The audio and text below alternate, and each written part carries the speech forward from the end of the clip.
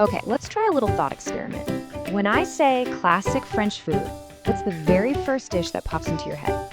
For a lot of people, it's probably something savory, something creamy, all baked into a perfect flaky crust. Yep, you guessed it, the Quiche Lorraine. It's just a total icon of French cooking, isn't it? You can practically taste it now. That rich, savory custard, studded with smoky bacon, all held in that buttery pastry. It feels as French as the Eiffel Tower. But here's the twist. What if I told you that the entire story we know about this dish is, well, not quite right? What if its roots actually lie across a different border with a completely different name? That's right. In this explainer, we are going to slice into the history of the Quiche Lorraine, and we're going to uncover a surprising German secret that's been hiding in plain sight this whole time. So let's get straight to the heart of the matter. This story doesn't start in a quaint Parisian cafe. No, it begins in a region with a history that's way more complicated than you might think. And here it is, the main idea. I know, it sounds pretty shocking, right? We've connected this dish with France for centuries, but as you'll see, culinary history is almost never a straight line. It's usually a wonderfully tangled mess. To really get this, we have to look at a map from a long time ago. The dish comes from the area we now call Lorraine in France. But centuries ago, that same piece of land was part of a medieval German-speaking kingdom called Lothringen. The culture, the language, the food, it was all Germanic. It's a great reminder that borders and national identities can be pretty fluid. Okay, so where's the proof? How do we actually know this? Well, the biggest clue is baked right into the name itself. We just have to follow the pastry crumbs, I guess.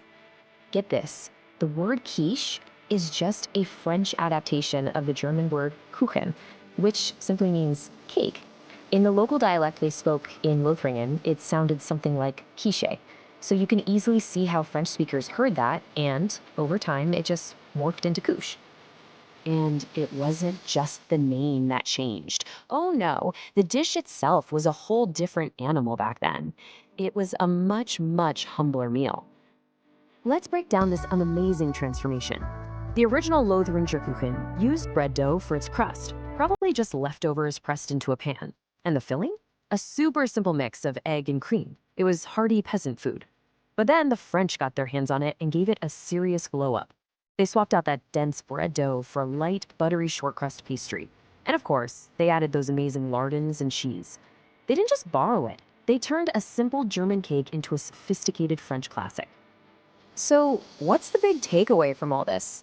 When you really look at it, this dish is basically a history lesson you can eat. The story of Quiche Lorraine is really the story of the region itself. As Lotharingen was slowly absorbed into France, its recipes were adopted and adapted. The French didn't invent the dish from scratch, they took a great idea and made it their own, refining it into the icon we know today.